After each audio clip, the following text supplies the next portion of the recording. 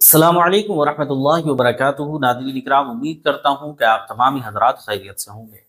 नाज़रीन, आज मैं आप लोगों की खिदमत में 11 ऐसी बातें रखने वाला हूँ कि जो घर के अंदर गरीबी लाने का सबब बन सकती हैं। जी हाँ, हमें इन बातों को जानना इसलिए बहुत ज़्यादा ज़रूरी हो जाता है कि कहीं ना कहीं हम ये गलतियां तो नहीं कर रहे हैं जिसकी वजह से हम तंगदस्ती, मुसीबत, परेशानी का शिकार हो रहे हों। क्योंकि अक्सर यही देखा जाता है कि मुसलमान अपने कारोबार की वजह से, अपने घर बार की वजह से और गुर्बत की वजह से बहुत ज़्यादा परेशान हैं। अक्सर हम लोग परदेशों के अंदर जाते हैं सिर्फ इसी वजह से हम अपने घर के अखराजात पूरे कर सकें, हम अपनी गुर्बत को दूर कर सकें और हम अपने बच्चों का जो है मुस्तकबिल बेहतर बना सकें। सिर्फ इन्हीं वजूहात की वजह से हम लोगों को परदेश का रुख करना पड़ता है, जहां आज देखा जाता है कि सबसे ज़्यादा तादाद हिंदुस्तान के बाहर अरब ममालिक के अंदर जो है वो मुसलमानों की मौजूद है। वजह क्या है? वजह यही है कि हम लोग मुसीबत, परेशानी, तंगदस्ती का बहुत बड़ा शिकार हो चुके हैं।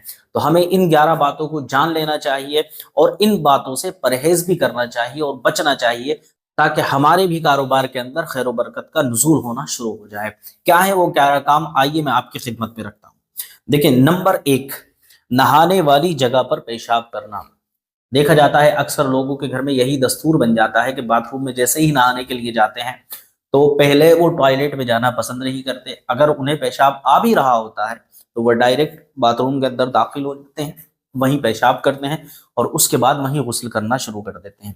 जबकि हदीस की रोशनी में ये बिल्कुल वाज़ेह तौर पर मना है कि नहाने वाली जगह पर गुस्ल खाने के अंदर आपको पेशाब नहीं करना है, किसी भी तरह की पलीती आपको नहीं करनी है वहां पर। क्यों? क्योंकि आप वहां पर पाक होने के लिए जा रहे हैं। जब आप जगह को ही पलीत कर देंगे तो आप खुद पाक कैसे होंगे? तो ये वो काम है जो घर में गरीबी लाने का सबब बनता है। इसी तरह नंबर 2, टूटे हुए बर्तन का इस्तेमाल करना। जी, टूटे हुए बर्तन का इस्तेमाल करना शरीयत के अंदर मना है। अब इसकी भी वजह है। देखें, जब बर्तन टूट जाता है ना, तो जब हम उसके अंदर खाना खाते हैं या चाय वगैरह पीते हैं या दूध पीते हैं, तो वो टूटे हुए बर्तन के जो जर्रात झड़ जाते हैं वहीं पर जाकर वो खाना जम जाता है। जब जम जाता है और हम उसको धोने की कोशिश करते हैं, साफ करने की कोशिश करते हैं, तो जाहिर बात है उस टूटी हुई जगह पर हमारा हाथ नहीं जाता और कहीं ना कहीं उसके अंदर बैक्टीरिया पैदा होना शुरू हो जाते हैं। जब बैक्टीरिया पैदा होते हैं तो अगली बार जब हम खाना खाते हैं या दूध पीते हैं या पानी पीते हैं तो वो बैक्टीरिया उस खाने के अंदर शामिल होकर हमारे पेट में चले जाते हैं, जिसकी वजह से हमें बीमार होना पड़ सकता है। और बीमारी पर जब पैसा लगता है तो यही वजह होती है हमारे लिए गरीबी लाने का सबब बनती है। ठीक है, तो टूटे हुए बर्तन के अंदर भी आपको खाना पीना नहीं खाना है। नंबर 3, मगरिब और इशा के दरमियान सोना। जी, जो मगरिब और इशा के दरमियान सो जाते हैं लोग, उनको भी मुसीबत, परेशानी और तंगदस्ती का शिकार होना पड़ता है। वजह यही है कि मगरिब से इशा के दरमियान जब आप सो जाते हैं, एक तो ये बिल्कुल कोई टाइम ही नहीं है सोने का। ठीक है, ये तो एक ऐसा टाइम है कि मगरिब की नमाज आपने पढ़ी, ईशा की आपको तैयारी करनी चाहिए, तो थोड़ा सा वक्त होता है बीच में। अगर आप ये काम कर रहे हैं, इसका एक बड़ा नुकसान तो यही होता है कि आपकी ईशा की नमाज चली जाती है। और ईशा की नमाज चली जाती है जिसकी वजह से आपके बदन के अंदर काहिली, सुस्ती आ जाती है और यही वो असबाब हैं जो आपके घर के अंदर मुसीबत, परेशानी ला सकते हैं। इस तरह नंबर 4, मेहमान के आने पर नाराज हो। जी, मेहमान आपके घर में आता है और आप उसको देखकर मुंह बना लेते हैं, नाक भौं सिकोड़ते हैं और घर से बाहर चले जाते हैं कि साहब रोज के हिसाब से आ जाते हैं। लेकिन उलमा इकराम फरमाते हैं कि जो मेहमान आपके घर आता है, अल्लाह रब्बुल इज्जत उस मेहमान का रिज्क 1 साल पहले ही आपके घर में पहुंचा चुका होता है। अब जो शख्स आपके घर मेहमान बनकर आया है तो वो आपके ऊपर एक एहसान कर रहा है कि अपना रिज्क खा रहा है वहां आकर, क्योंकि अगर वो अपना रिज्क नहीं खाएगा तो वो आपका कर्जदार रहे, आप उसके कर्जदार रहेंगे। तो इसीलिए वो मेहमान आता है, अपने हिस्से का रिज्क खाता है। और होता यह है, आपने भी देखा होगा कभी आजमा कर कि बेसान गुमान एकदम से कोई हमारे घर पर आ जाए। हमारे घर में रात को कुछ ऐसी ही चीज बनने वाली थी, लेकिन जैसे ही मेहमान आ जाता है तो ऑटोमेटिक पता नहीं कहाँ से इंतजाम होना शुरू हो जाते हैं कि साहब अब तो अच्छा खाना बनेगा, तो बिरयानी बन रही है, तो कौरमे बन रहे हैं, तो इस तरह के पकवान बनना शुरू हो जाते हैं। ये क्या होता है? ये मेहमान का नसीब होता है। अब उसके नसीब से आपके तमाम घर वालों को भी दावत नसीब हो जाती है। तो मेहमान को देखकर नाक भौं सुकेड़ना ये भी घर के अंदर मुसीबत, परेशानी लाने का सबब होती है। नंबर 5, आमदनी से ज्यादा खर्च करना। جی ہاں، آمدنی سے زیادہ جب آپ خرچ کریں گے تو ظاہری طور پر بات یہی آتی ہے سامنے کہ آپ غریب ہو جائیں گے، غربت کا شکار ہو جائیں گے، کیونکہ اگر آپ کی کمائی 10,000 یا 15,000 روپے مہینہ کی ہے اور آپ 25,000 30,000 مہینے کے خرچ کر رہے ہیں تو ظاہر بات ہے 10-15 ہزار روپے کا آپ کو لاس ہی ہو رہا ہے۔ اب یہ لاس کہاں سے ہو رہا ہے؟ آپ قرض لے کر رہے ہیں، یا آپ کے پاس کریڈٹ کارڈ ہے تو آپ جگہ جگہ جو ہے کارڈ دکھا رہے ہیں اور اپنا کام چلا رہے ہیں، تو اس سے جو ہے آپ کو باز آ جانا چاہیے اور اپنے اخراجات اپنی سیلری کے اندر اندر رکھنا چاہیے، اور جتنی آپ کی پاکٹ منی ہے آپ کو اس کے اندر ہی خرچہ کرنا چاہیے۔ اس سے زیادہ اگر آپ کریں گے تو ظاہر بات ہے کہ کہیں نہ کہیں آپ کو مصیبت، پریشانی اور تنگ دستی کا شکار ہونا پڑے گا۔ نمبر 6، 40 دن سے زیادہ زیر ناف کے بال صاف نہیں کرنا۔ جی ہاں، یہ ایک ایسا ٹاپک ہے کہ جس کو لوگ بہت ہلکے میں لیتے ہیں۔ اکثر لوگوں کا دیکھا جاتا ہے کہ وہ اپنی بغلوں کے بال صاف نہیں کرتے ہیں۔ کہا جائے کہ بھائی آپ کیوں صاف نہیں کر رہے؟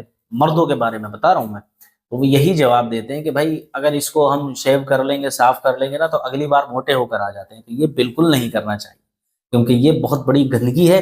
آپ کو گندگی کو اپنے بدن سے دور کرنا چاہیے اور پاکی کی حالت میں رہنا چاہیے۔ اگر 40 دن سے زیادہ آپ بغلوں کے بالوں، زیر ناف ہوں، اگر صاف نہیں کرتے ہیں تو آپ تنگ دستی کا شکار ہو سکتے ہیں۔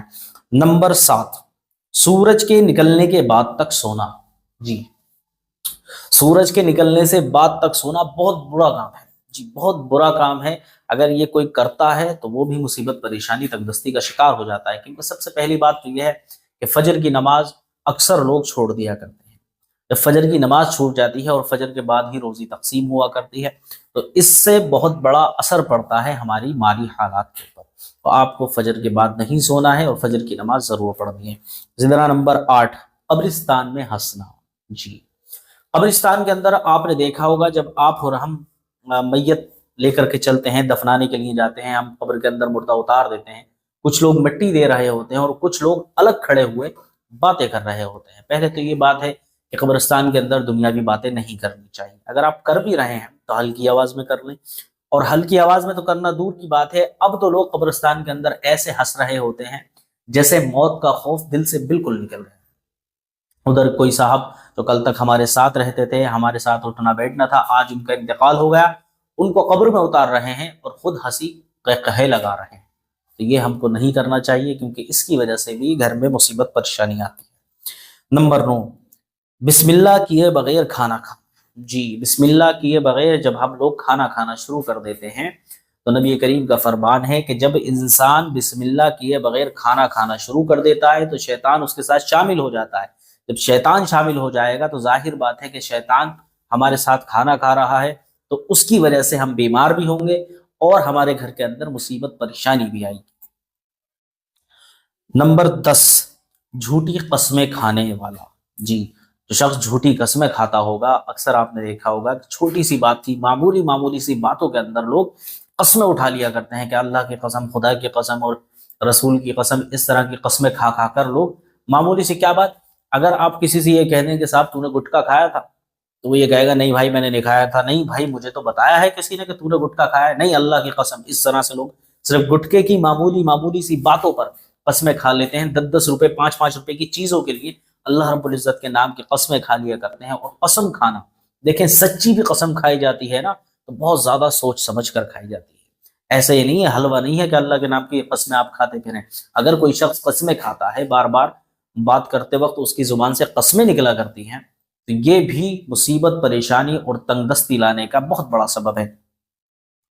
اسی طرح نمبر 11، قرآن شریف گھر کے اندر رکھا ہوا ہے، طاقوں کی زینت بنا ہوا ہے، مہینوں سالوں تک کوئی اس کو اٹھا کر نہیں دیکھتا، دھولیں جم گئی ہیں اور قرآن ایسے ہی رکھا رہتا ہے، تو ایسے گھر کے اندر مصیبت، پریشانی دستک ضرور دے دیتی ہے، کیونکہ قرآن عظیم طاقوں کی زینت نہیں ہے۔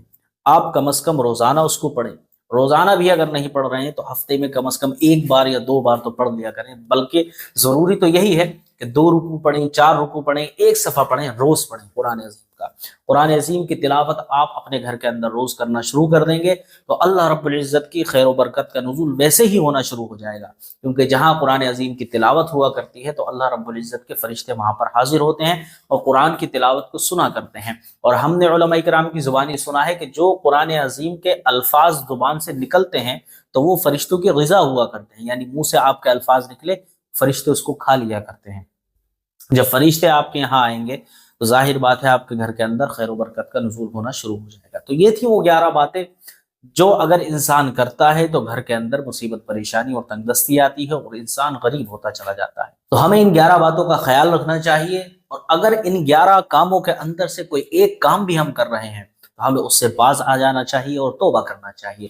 اگر یہ ویڈیو آپ کو پسند آیا ہو اور کوئی شخص ایسا لگتا ہو کہ ان 11 کاموں میں سے کوئی ایک کام وہ کر رہا ہے تو اس تک ضرور پہنچا دیں، کیونکہ ہو سکتا ہے آپ کا کیا گیا ایک شیئر کسی کی قسمت بدل کر رکھ دے۔ ملتا ہوں آپ سے اگلی ویڈیو میں، تب تک اپنا خیال رکھیے گا۔ السلام علیکم ورحمۃ اللہ وبرکاتہ۔